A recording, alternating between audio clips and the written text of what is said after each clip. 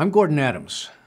I'm a professor at American University School of International Service, and I've developed this course, online class, in U.S. foreign policy processes and institutions. The class itself provides a unique look at the way United States foreign and national security institutions work, what kind of processes they go through. And it's going to deal with a lot of institutions that you know a lot about, like the White House and the Defense Department, and some institutions that you don't know a lot about, like the State Department and even, yes, the Congress of the United States. Your focus isn't going to be so much on policy as it's going to be on institutions and processes, their cultures, their idiosyncrasies, their working relationships. But let me tell you first something about me. I've spent nearly 40 years looking at these institutions and processes, or actually participating in them.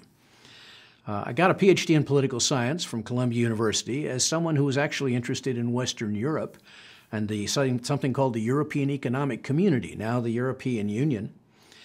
But I became so fascinated with the world of defense that I changed my mind, and I started studying defense companies, defense politics, defense budgets, defense policies here at home.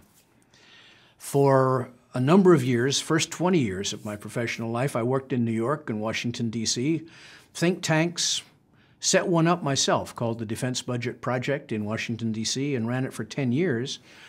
In 1992, President William Jefferson Clinton asked me to be in his White House staff. He has his own office that we'll hear about in this class called the Office of Management and Budget that does all the budgeting, processing work for the White House in all of the government. And he asked me to run the part of that organization that dealt with defense and intelligence and foreign policy. So for 5 years, I was the senior White House national security budget official. After I left the White House, I went back to teaching, which was something I hadn't done for 25 years. First at George Washington University and then at American University. And for the last 15 years, I've been writing, speaking, teaching, writing a column about foreign policy budgeting, national security budgeting, defense policy, defense politics. For me, it's process that's fascinating. I'm a process guy.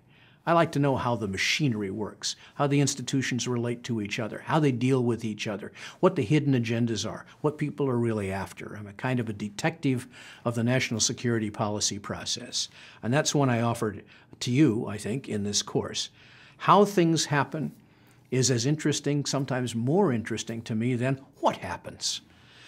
Just as a personal note, too, I'm also an actor on stage from time to time.